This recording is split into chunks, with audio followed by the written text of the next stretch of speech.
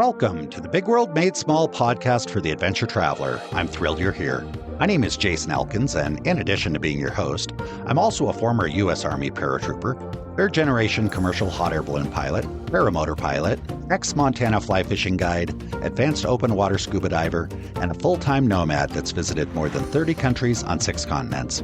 As a seasoned adventure travel expert with a passion for creating and sharing meaningful experiences, I'm on a quest to impact the lives of adventure travelers, the tour operators they rely on, and the communities that host them. Every week, I bring you exclusive interviews with fascinating adventure tourism experts who have agreed to share their personal stories, favorite destinations, and some invaluable travel insights they've picked up along the way. We'll enjoy a casual conversation, create some connections, and likely share some laughs. It's my hope that by the end of each episode, this big world will feel just a bit smaller. Let's get started, shall we? Welcome, everybody, to another episode of the Big World Made Small podcast for the adventure traveler.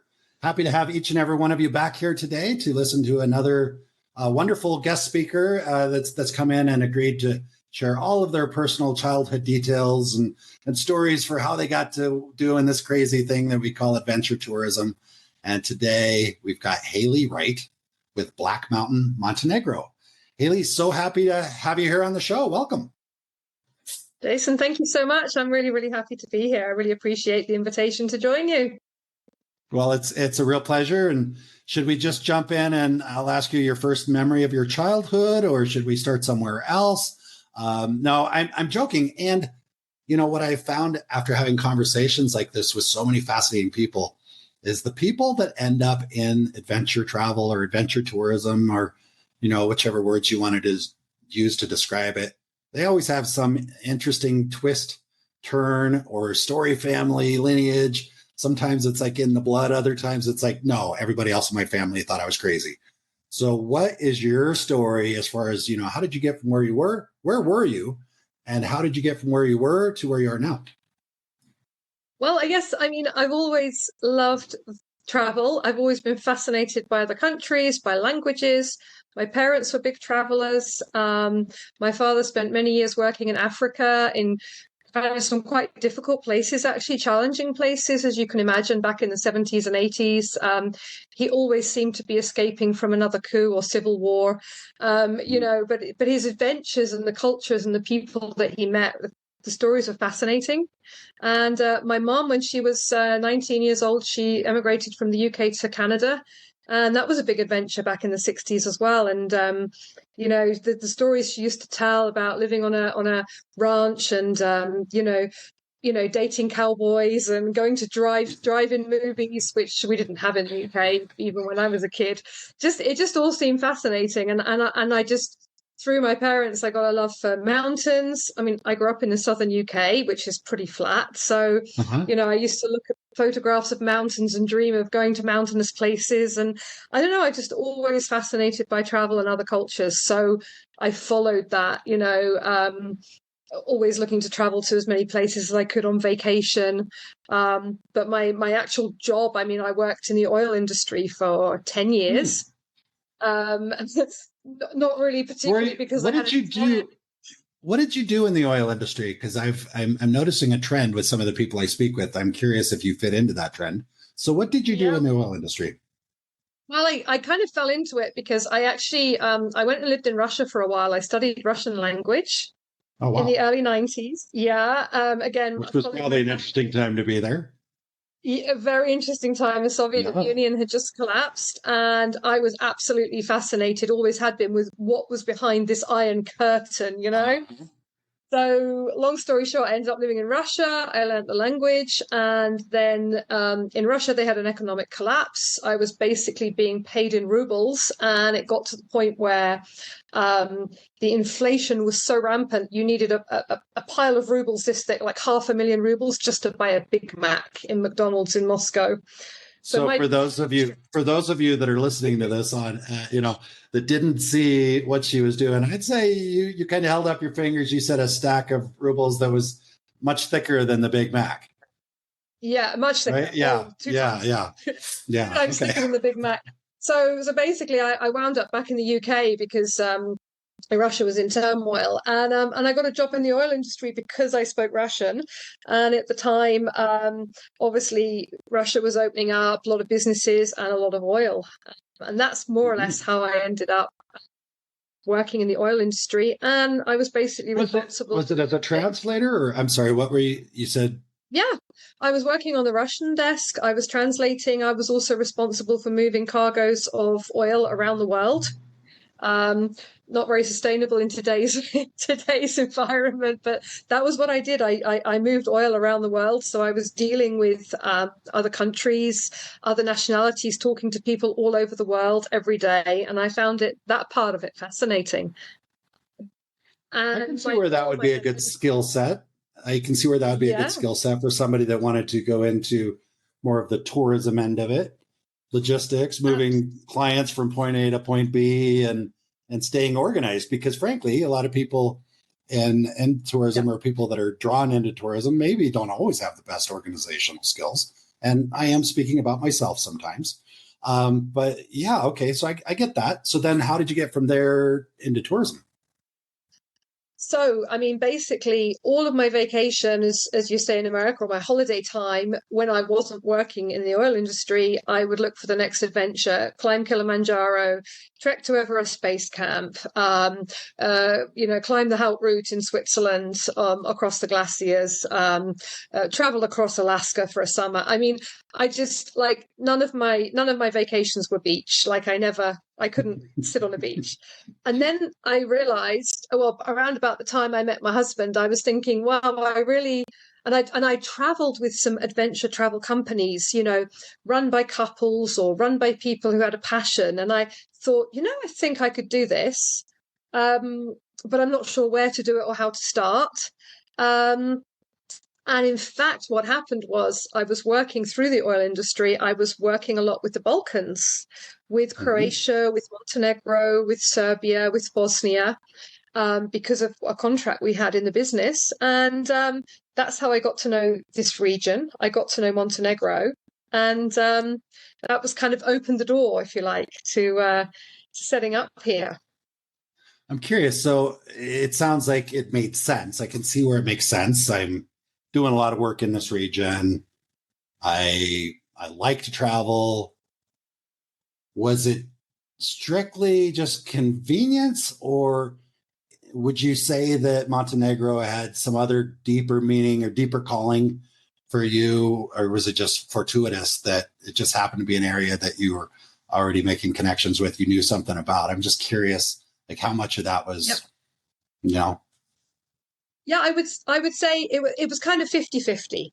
So, as I mentioned, I met my husband around that time. He's also a lifelong adventurer. He worked in marketing. He was all of his, adventures, a lot of scuba diving, yacht sailing, and he was also ready to kind of leave London and office life and the rat race and have a new adventure. And I actually brought him out to Montenegro for a short holiday. Some colleagues of mine from my business were here and called me and said, "Hey, come down, haven't seen you for a while." And we came out here, and it wasn't through my eyes, but it was through my then partner, now my husband. It was through his eyes. He just looked around here in Montenegro and he said, "Where are all the yachts? Where are all the boats? Where are the people? Where are the hikers?" It was a blank canvas. There was really very limited tourism here. They'd been through a very tough period with the Balkans conflict in the 90s and hadn't really recovered. So it was starting from scratch. And he just looked at it and said, wow, the potential of this place to develop adventure tourism is huge. And so suddenly I started to see it not through the eyes of a place that I worked in, but a place that I could actually live in and start a business. Sometimes it's really helpful to look through somebody else's eyes, isn't it? Because we get so because our stories in our head, whatever our story is in our head is just generally what we kind of walk through life with. And when somebody else says something that causes us to question it or see it in a new light, all of a sudden it's like, okay. Or sometimes it's just, if somebody you could be thinking, I know I've had this experience, I think this is a pretty cool idea. I think it's pretty cool. But until somebody else actually says the words outside of their head, because that's in my head, But then when I hear the words coming from somebody else, hey, this place is pretty cool.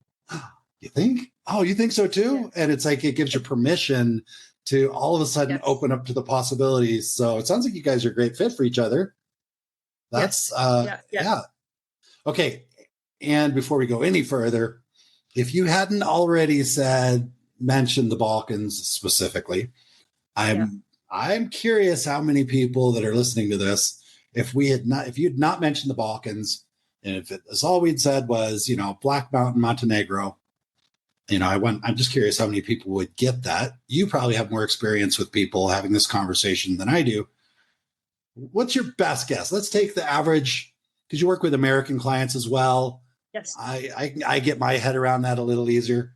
On average, what do you think the typical American person sitting somewhere in the States, what percentage of them could get, maybe even the right continent, but get really close to where Montenegro is? I think nowadays a lot more, but talking 10, 15, 17 years ago when we set up, very few, maybe 10%. 10% back then or now? Back then. Now I would say probably maybe 40, 50%, maybe 60. I'm not sure. Oh, I think you're so nice. I think you don't want to offend anybody listening to this. And I'm not trying to offend anybody either, but I actually think it's, and the reason I wanted to go this direction and have this conversation is because I know there's people listening, and this is an adventure travel podcast. These are people who like to travel. I love to travel. I've been to 30 some countries, and I mean, it's a little bit of a, I just finally kind of figured out where Macedonia is. I'm complete open. I met somebody last summer, I think in South America or something, that said they're from Macedonia. I'm like, wow, just couldn't even was kind of clueless. And I worked in the tourism business. So tell us, where is Montenegro? How big is it? What can you share with us to help us get our head around the country of Montenegro before we go any further? Okay, for sure. Well, just going back to what you said about where, how many people would know where it is. The most common misconception is that we're in South America. We're not in South America.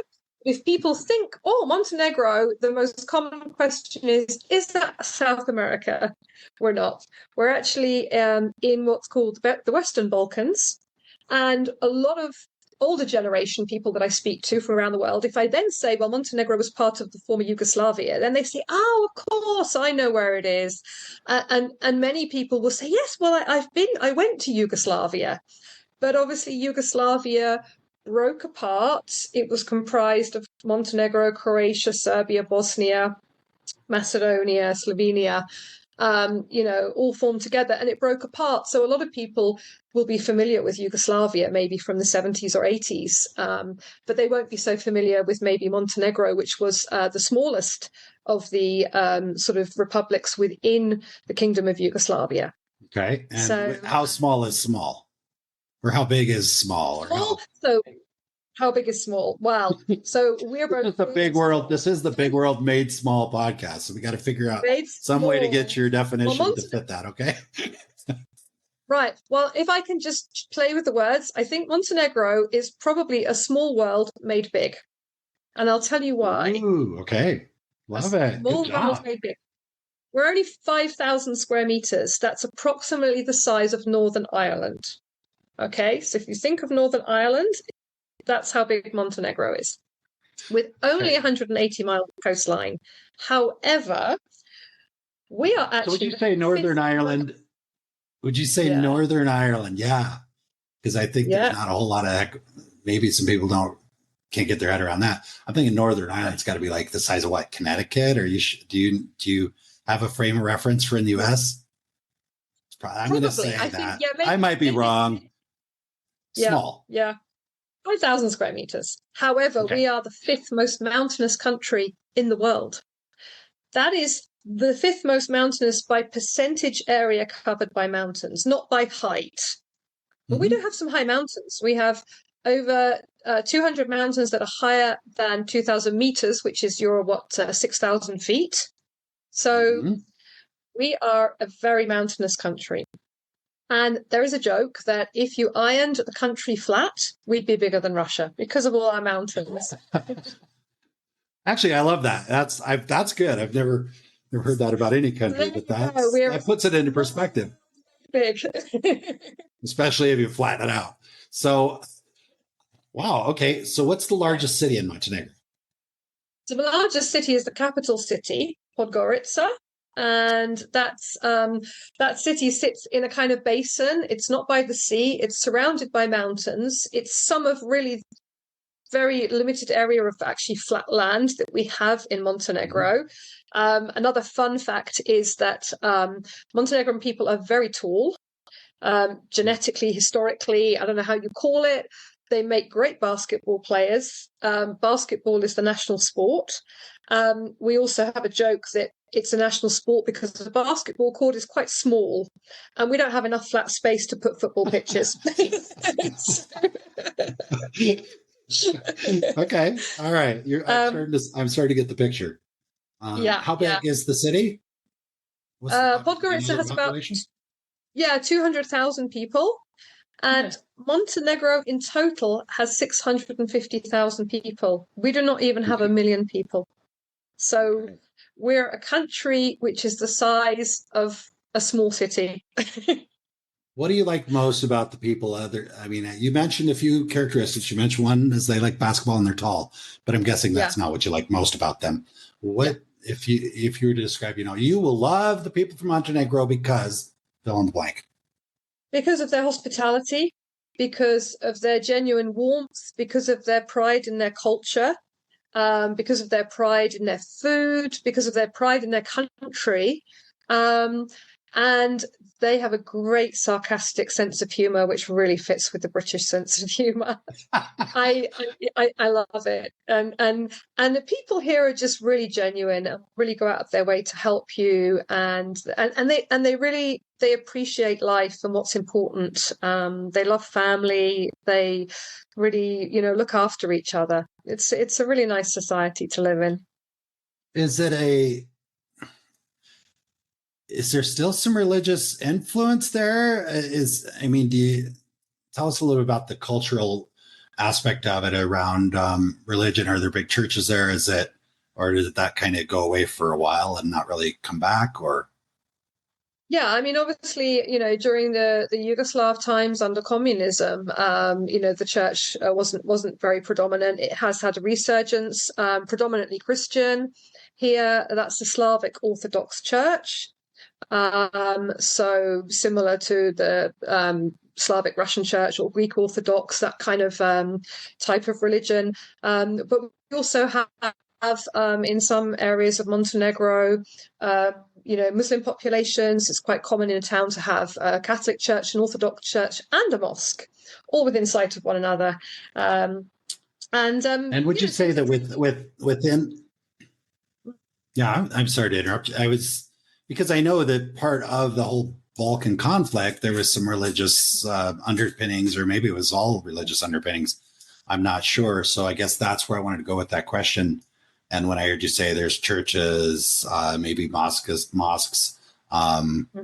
Christian Catholic, do they all get along now? How would you describe that? Right? Okay. Yeah, I kind of gathered that. Nowadays in Montenegro, certainly they do. It's a more modern society now. Tourism plays a huge part. Tourism is the biggest gross national revenue in Montenegro anyway. The church is important to a lot of people. And there are some issues around that, but it doesn't kind of, overbear in society generally, I don't feel. So okay. All right, it's a cool. fairly tolerant society. So I asked you, you're going to love the Montenegrin people because, and you filled in the blank. So now I guess the flip side of that question is, I love the Montenegrin people and fill in the blank was difficult for me when I started my business because I didn't know how to handle it. I don't know if I asked that question very well, but what were some surprises that I hear that you love the people there, the culture. Yeah. And with any place, there's always a surprise curveball. Like so for example, their steadfast family connections and the significance on family makes it hard to hire somebody because of X, Y, or Z. I have no idea what your answer is going to be, but you know what I'm saying? Okay. Yeah, I understand what you're saying. I mean, luckily I mean, one of the big things that I think people would struggle here with setting up a business is the bureaucracy, the amount of paperwork. It's quite insane. I was kind of used to it because I'd lived in Russia and I was used to kind of the Eastern European mentality and, having the piece of paper is more important than what's on the piece of paper, which kind of and there's 14 different carbon copies of each one, right? And yes, duplicate, yes, triplicate. Yeah. Okay. Yeah. Right. I think the biggest. So that wasn't really a surprise to me. I was able to deal with that, and I kind of knew the language a bit, and I learnt it, because I knew another Slavic language. But I think the biggest thing for me was being told by people, oh, because we were into all kinds of outdoor adventures and we were just trying anything to get people to see this as a great destination for outdoor adventure, which it is now. But back then, it wasn't really a thing. It was just beach tourism. And the local people would say, what, you want to, cycle up that mountain and kayak across that bay and then do this? No one will come. Nobody wants to do that. Why would somebody pay money for that? Yeah, I get it. Exactly. So I think we were a bit ahead of the time and people were quite negative, wishing to be nasty, but just thinking we were a bit crazy, really. And, they're just kind of pragmatic. No, that's not the way we've done it in the past. And why would anybody do? I've had some interesting conversations with some tour operators that were kind of like that, where they brought something new to an area and everybody thought they were crazy. And now the government is giving them grants to continue and to develop it even more. I love it. Okay, so that was a very insightful answer as far as you as a tour operator or somebody coming in to do business there. And I'm curious about the tourists. So like I'm living the digital nomad lifestyle. I can live and work anywhere. So if I wanted to just book a ticket, get an Airbnb and hang out there for a few weeks, maybe I see some bureaucracy when I get to customs or something, but realistically, I'm probably not going to engage with anybody that's in that regards. But I will be engaging with the local, just the local people. So what would maybe I be surprised with or frustrated by, or what would I need to adjust my expectations? Because that's a better way to put it. Because I personally just want to see it the way it is, but I also realize we need to adjust our expectations. For example, I'm in Colombia right now, and when you're done eating, they do not bring you the check unless you ask for it. So you could sit there for half an hour thinking, this place, the service is horrible. But it's just the way it is. So unless you learn that, hey, if you want something, you got to raise your hand and ask for it. So that's an example. So what's in Montenegro? What is there like that? I think it's just, I mean, if you're coming here as a tourist, as a traveler, people love the laid back way of life. Nothing is a hurry. So it's like you say, well, in Colombia, you wait for the check. Well, here you'll probably wait for your food because it's just slow. Everybody has time. Everybody has all the time in the world. And I mean, and I know, running a business, we don't have all the time in the world. We have clients who need to get places and planes to catch and itineraries to deliver and, experiences to be had. But they're just very, very laid back when it comes to time here. It doesn't really mean a lot. And it's just more important to be relaxed and go with the flow. Like, if they see, you running around, why are you running? One phrase is sve polako. It means slowly, just slow down.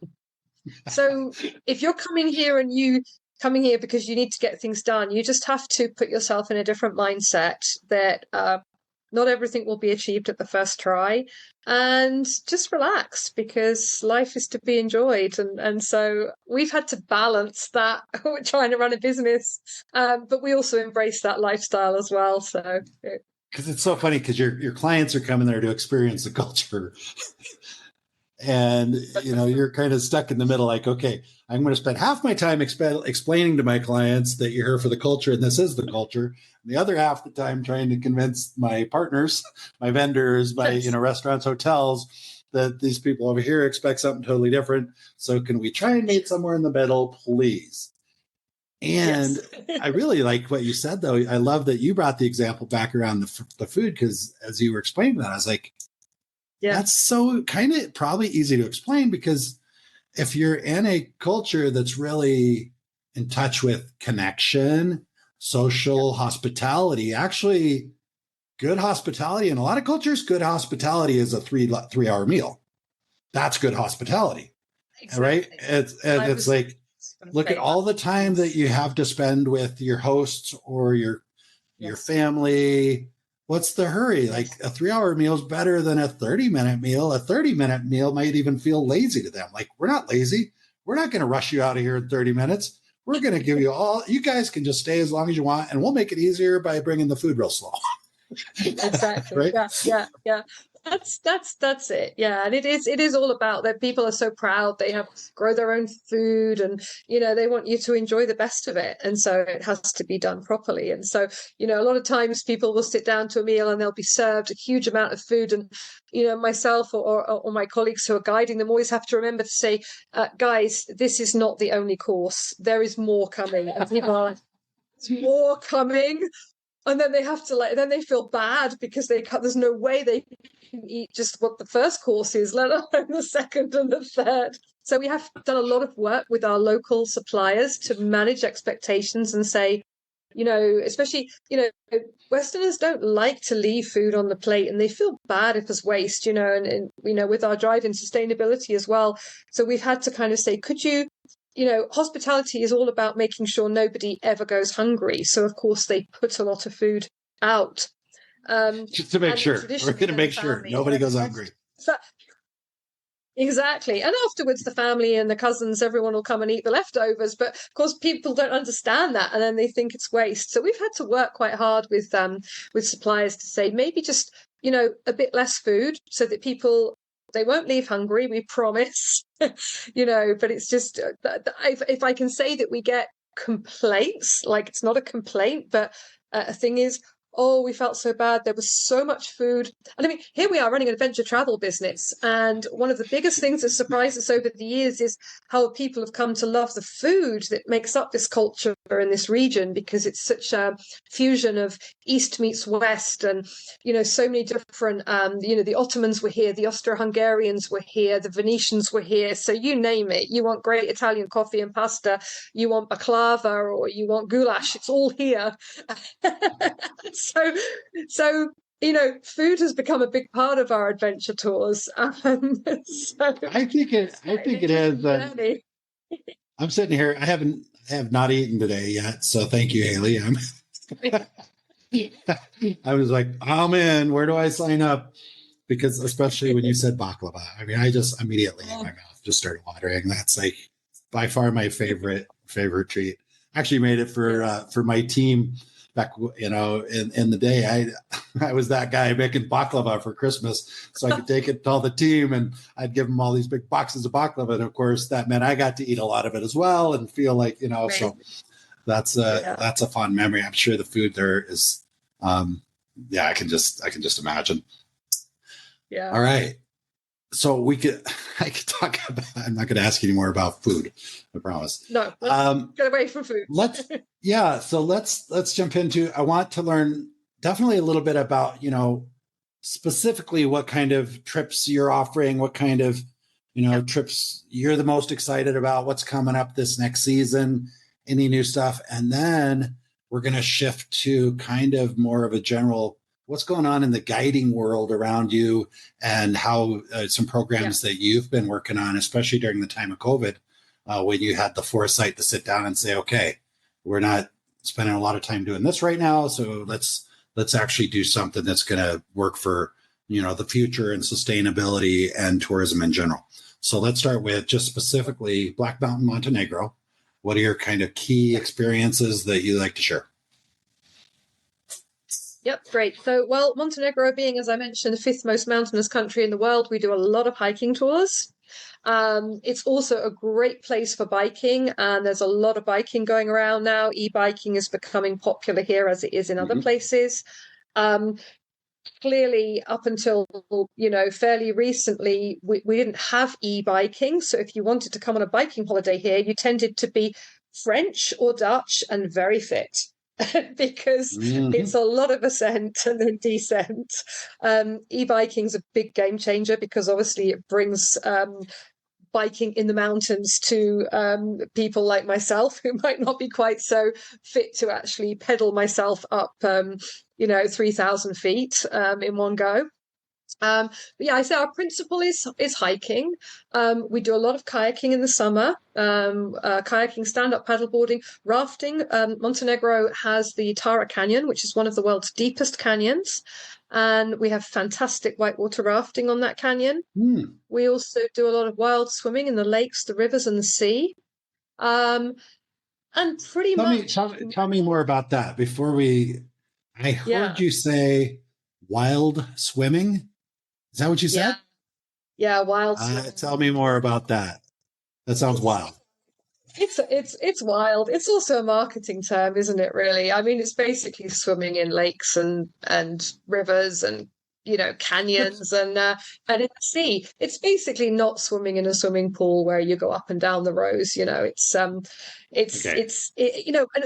we might be doing a tour that's pure hiking, but if it's summertime, like, pack your bathing costume, because at the end of this tour or halfway through this hike today, we're going to come across a mountain lake, and you can just jump in and it's wonderful, And actually, I think that's something that a lot of people have not done. I mean, there's people probably listening to this podcast that have been kayaking, they've been whitewater rafting. If you go whitewater rafting, there's a chance you're going to do some swimming if it's good rafting, right? But other than that, I don't think there's that many people that really fully, have had the opportunity to jump into a river and do some sort of descent type thing where you're just kind of swimming down the river. I know I was a fishing guide in Montana for a while, had a drift boat, right? And especially on some of those hot days, especially if we had younger folks that maybe the fishing was part of it, but not the whole thing. I'd say, it's a lot of fun is just, strip down to your shorts, whatever you got, and just jump in. And I'll basically just follow you down the river and you just float down the river. And it's relaxing. It's a different experience because you get the benefit, you get to see the scenery go by and you're swimming and it's not a lot of effort. So it's like drift swimming. I guess we could call it that. Drift swimming. That way as well. So that's cool. I'm happy that we mentioned that because I would go do that. That's fun. All right. Yeah. What else? Yeah. So, I mean, I think, we just try and combine interesting activities and as I say, Montenegro, has really grown into a huge adventure destination. And with the mountains, the sea, the canyons, the rivers, the forests, there is the type of terrain here for anybody to do anything. There's paragliding and there's climbing, there's ice climbing, there's ski touring in winter. We have really a lot to offer for such a small country. Yeah. Do you think there's one thing in particular that you offer, get involved with, that just surprises people more than anything else? So for example, you mentioned paragliding. I have some experience with that. I think that's pretty cool. I'm not sure why I'm mentioning that, but is there something like people are like, oh, no way, I would never do that. I have no interest in that. And then once they do it, if they do it, they're just like blown, like maybe stand-up paddleboarding. It would be an example. I don't know. What do you think? Yeah, I mean, we find quite a lot of people, the people who come, kayaking with us, maybe they've kayaked on a slow river or a lake. They really enjoy going sea kayaking. We have a big bay area, so we're kind of like we're the sea, but we're protected because we've got this peninsula that forms part of the bay. So people can get kind of experience of sea kayaking without being too far out at sea. And you've got tall mountains all the way around you. We can actually kayak into these former Cold War submarine tunnels. It's where the Yugoslav Navy kept their submarines during the Cold War. And these tunnels are dug into the mountainside. And of course, now they're derelict, they're full of graffiti, they look fantastic, and you can paddle into them.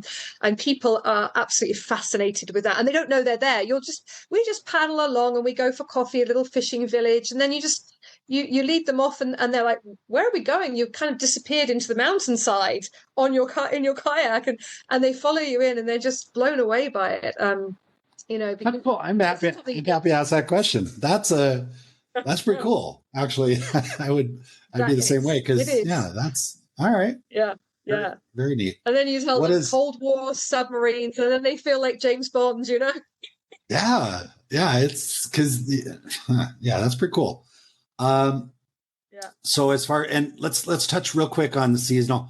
I didn't. Maybe you did, but I didn't hear anything in there that I thought sounded specifically like a winter type time activity. Is that is Yeah. I what? mean, Tell me about seasonal stuff. yeah, summer, European summer, Northern Hemisphere summer is when it all happens, when the weather is hot. But we do in Montenegro, because we have the mountains, we have 4 full seasons. We do get, generally speaking, a lot of snow in winter. Um, we do have some skiing, alpine skiing, fairly limited. Great for us locals because we can go ski for a weekend. But you wouldn't fly here from the States for the alpine skiing. However, you might come for the ski touring, because going off backcountry ski touring is becoming incredibly popular. We've got some great guides who are very experienced, and you can just go really into the backcountry and experience Montenegrin hospitality at its best in a mountain hut in the snow in the middle of winter with the fire burning, and it's just it's a very special experience, and you really get to meet local people that way. So that's becoming Okay. very popular, ski touring, for the winter. All right. So you've got me where I want to ask a question that I don't ask everybody because this doesn't always come up, but okay. So for someone, I think I mentioned earlier, if I just wanted to show up there, or I don't even remember how I asked it, but like if somebody just flew in, got an Airbnb, with or without a car, what would they like? Is it an easy place to get around, kind of a do it yourself thing? Obviously, they're not going to probably go find the submarine caves, on their day with their rental scooter or whatever. I get that. Yeah. But is it like, could somebody come there and spend 2 weeks, a month, just kind of cruising around doing maybe what they traditionally would have called the backpacker thing? Yeah, definitely. I mean, we've got a fairly good bus system. We don't really have many trains. Like, we only have one limited train network, so it's generally going to be buses. If you don't have a rental car, or if you're not going with an agency who's going to guide you. Once you get up into the high mountains, then the communities are not so well served by public transport, and then that is when you either need to pedal or hike, or go with a company that can show you the way, because or you have to book a private taxi. And the local people in the villages are happy to give people a ride in exchange for some money, from one village to the next. And a lot of accommodation hosts, if you're staying with them for a few nights, they'll happily sort you out how to get to the next hook you up with their friends down in the next village, or their family members. And as far as renting a car, or scooters, motorcycles, just if you would touch on that real quick, all that probably, huh? I mean, everybody's here, Avis and Europcar and everybody. So at the airport. So it's, I mean, everything. I think the only thing we don't have, I was talking to someone today about it, we don't have Uber. So we don't really know what Uber is. We don't have Uber. We don't have Uber, and we don't have McDonald's. It sounds like that's not a knock. That's actually a draw. I know. Because I've traveled quite a bit, and I do use Uber quite a bit because it's very, very convenient. But honestly, like the places where I find myself where the Uber doesn't work usually is also the more interesting places. And I don't know how that works like that, but it's if you open your phone and Uber says we don't currently have any drivers in this area, you're probably in a pretty cool area. So exactly. I love that. I'll have to come check that out. Real quick, what about language issues? Is English speaking person likely to have any challenges, struggles, or what should they know? No, generally on the coast where most of the tourism takes place, a lot of people who work in tourism know English very, very well. Also German, French, Italian as well. They speak well. If you go up into the more remote communities in the mountains, more younger generations, they all know English. English is taught in schools from age 6, from grade 1. To a very high standard. But the older generations, they might not speak another foreign language. But you know what? Through the medium of food, culture, pear brandy or grape brandy or homemade wine, language barriers don't exist. So those are some of the best conversations I've ever had, where I'm pretty sure there wasn't a single word that came out of my mouth. They had a clue what I was talking about, and vice versa. But that look on that face, and if you try and connect with people like that, in my experience, I find they connect back, and you can have an amazing conversation without saying a single word. So that's pretty cool. All right, okay, I'm hooked. That sounds like a place I want to go for sure. And you did something pretty fascinating during COVID, because I've talked to quite a few operators that did a variety of different things. Some of them really took advantage of the opportunity to say, okay, look, what can we work on now that we haven't had time to work on, that we've been thinking about, or what opportunities do we see as things open back up? What do we want to be ready for? And I thought what you did is really cool. So please share some of that with us. Yeah, I mean, so basically, I'm involved with a voluntary group, a governance board called the Adventure Travel Guide Standard. Now, the Adventure Travel Guide Standard came about long before the pandemic. It was a collaboration between adventure travel guides and adventure travel business owners to try to create just a point of reference, a framework for adventure travel guides. Obviously, the adventure travel industry is one of the fastest growing sectors of tourism, both prior to and since the pandemic. Adventure travel is booming. Everybody wants to do now something more. You've got transformational travel, and people want to have experiences. So naturally, the need for adventure travel guides is also growing. And whilst in some countries you have very well-established certification systems for guides, like in France and Switzerland, in other countries like Montenegro and many places around the world, there's really no kind of established certification or framework for adventure travel guides to kind of feel that we're doing a professional job, and what skills do we need. So this particular adventure travel guide standard is a resource that was developed, as I say, by the adventure travel industry with the support of the Adventure Travel Trade Association, of which I'm a member. And really, I became involved with them on a voluntary basis. And during the pandemic, we actually revised the guide standard, the original one that had been published in 2016. We revised it, updated it, made it more relevant to today's world, because just in 5 years, the adventure travel industry has just changed, and so many new countries coming online, as Montenegro did, becoming more well known. People wanting to travel to new places and seek new experiences. So that kind of pause in business for all of us gave us a chance, myself and the other people who were on the governance board, to work on this document. And since then, really try to do a lot of outreach and, look at areas where the adventure travel guides maybe don't have enough support by the agencies who employ them, who don't understand what an adventure travel guide has to do. Because it's not just, as a case of showing people the way from A to B. You have to ensure their safety. So you're doing risk management. You're making sure that they're fed properly. So you might even be cooking for them yourself if you're up in the mountains, as a guide. You could end up being a marriage counselor if, a couple on your falls out. It's funny you said that, because I was thinking, the part-time psychologist, or a nurse, a doctor, a teacher, an educator, because you're also telling about the culture, the history, the environment. You've got to be a biologist, know which plant is which. Like, the amount of skills that you need to be an all-round adventure travel guide is quite, something.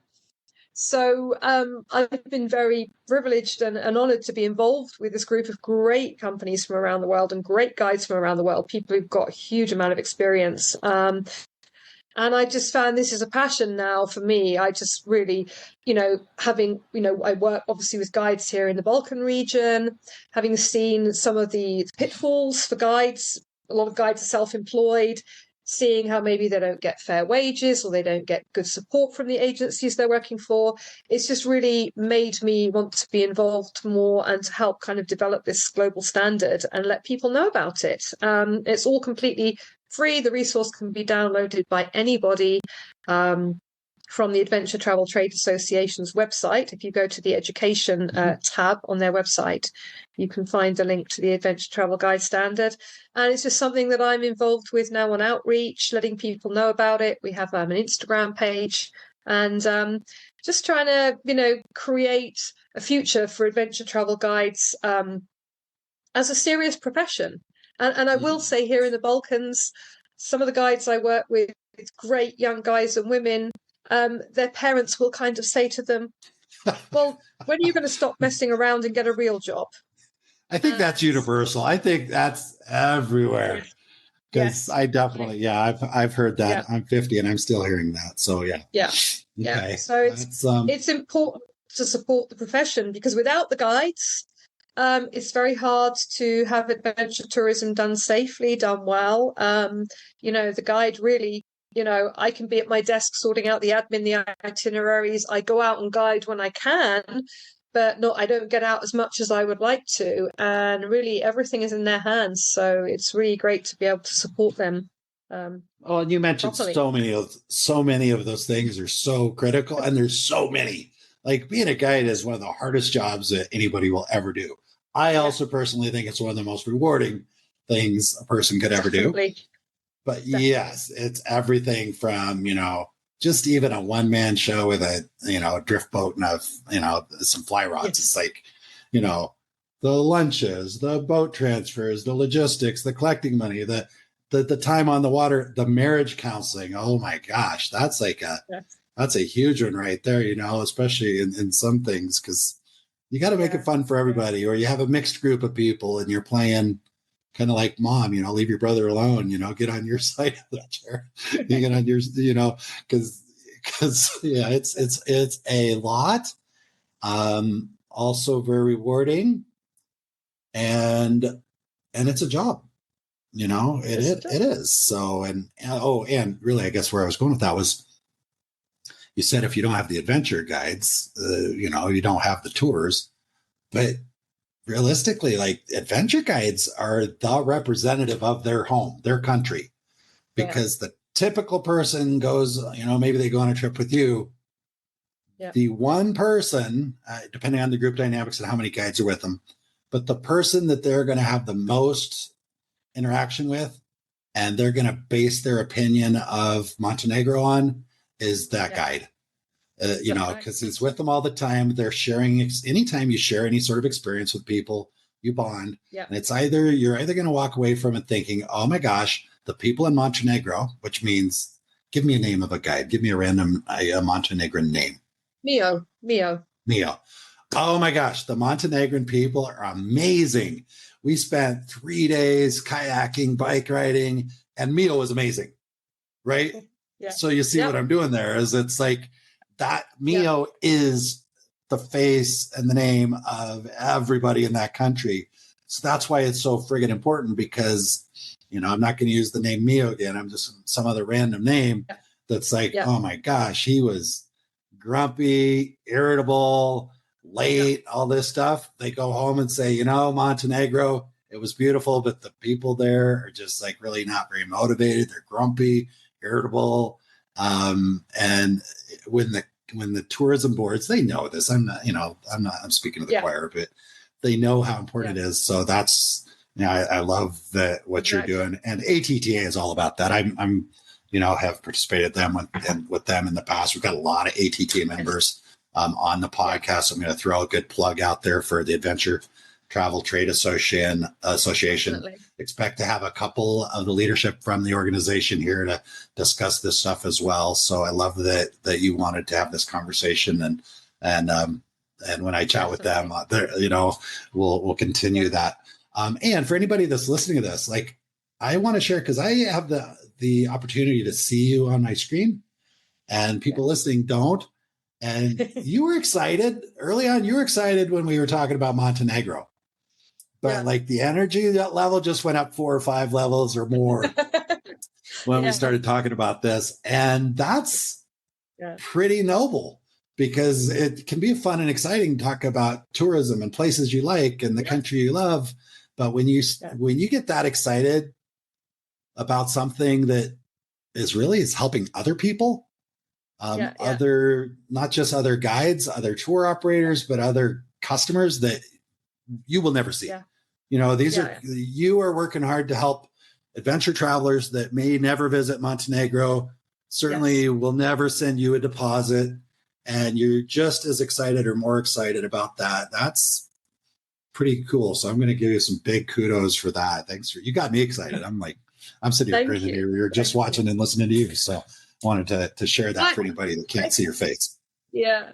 Yeah, thank you so much. I think the adventure travel community is a hugely inspiring place to be. Both the travelers, the people who work in the industry, the guides. Another thing is you were saying, the guides are the representative of their country and their culture. They're also very important stewards of the destination in terms of sustainability and environment, and that's a big thing right now that we're all facing globally. So yeah, I'm just passionate about it all. I work with some absolutely amazing guides, and we all have a great energy when we get together. And the people on the adventure travel guide standard governance board, with people in Argentina, Brazil, Africa, Asia, North America, and we all get together on a call, and there's just great energy, and we're all just, we feel like a family and a community because we have this thing in common called adventure travel, where we go and just do like crazy things and take other people along to enjoy it, right? I love it. I want to join the board. Can you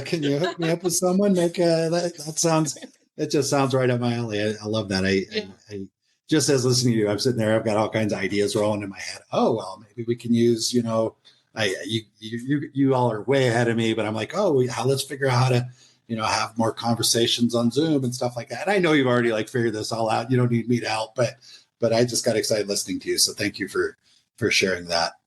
Hayley, It's been a real treat. And before we wrap it up here, what did I forget to ask you? What should I have asked you that I didn't ask you? Or what is there that you just want to make sure that everybody listening to this hears before we wrap up? I think you asked me a great spread of questions, really, honestly. I don't think you forgot anything. I'm just, so happy to be here today and to share a little bit about Montenegro. And I would just say to anybody who hasn't visited the Western Balkans, Montenegro, Croatia, Albania, Serbia, Bosnia, Macedonia, which Jason has just found out where it is. Now I know where it is. That's embarrassing, but yes.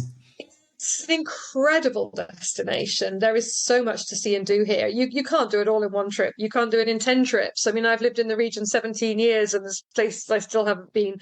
But it's just, it's different. And if you want to be surprised by a destination, because you will, there's always surprises, no matter how well we prepare people or explain the itinerary. There's just, it's a really interesting place to be. So yeah, come and visit. All right. I will take you up on that. I look forward to it. And if your team is as energetic as you are and just passionate about what you do, I'm like, I can't imagine having a bad I feel like I could probably go with your team to Iowa, and I'm not knocking Iowa, but I should not have said that because somebody's going to put a note in the comments or give me a bad review on the podcast. But I feel like I could go to Iowa and have an amazing time with anybody on your team, which is why you're doing the guide standard thing, right? Yeah. Because that's the thing. If we can create wonderful experiences in many, many places around the world, then we're making a big world feel just a bit smaller, right? So I'm going to end on that note. Thank you so much. That's Hayley, thank you so much. It's been a pleasure. Thank you. Appreciate you taking the time to share with all of us. You have a great day, and I'll see you soon. Thank you so much. Take care. I trust you enjoyed listening to the conversation as much as I enjoyed recording it. If you're enjoying the Big World Made Small podcast, please take a moment to tell the algorithm by subscribing and posting a review so that others can benefit as well. I also invite you to take a quick trip over to bigworldmadesmall.com and join our private adventure travel community to receive new episode notifications, special access to our guest experts, and perhaps even some exclusive partner offers that we haven't discussed on the podcast. I'll publish another episode soon. Until then, keep exploring. It's the best way to make a big world feel just a bit smaller.